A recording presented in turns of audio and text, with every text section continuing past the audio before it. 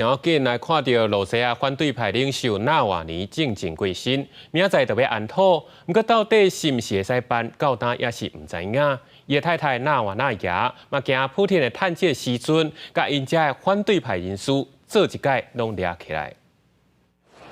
纳瓦尼威松纳瓦纳亚里贝伫法国斯特拉斯堡的欧洲会议发表演说，表示已经找好所在安葬纳瓦尼。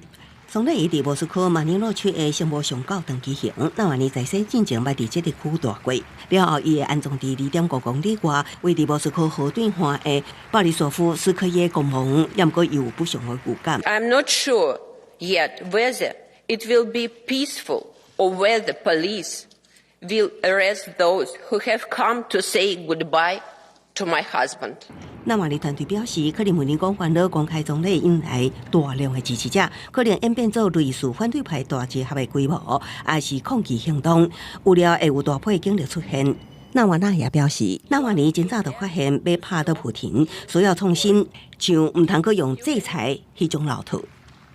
You are not dealing with a politician, but with a bloody monster. And the political innovation here is to apply the methods of fighting organized crime, not political competition.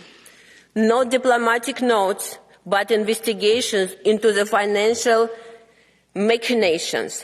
纳瓦尼母亲顶礼拜指控当局扣留纳瓦尼的遗体，想要胁迫伊只会当举办私人葬礼，和克里姆林宫补贴。另外，纳瓦尼盟友原本选伫29举行葬礼，却找袂到愿意举办的教堂。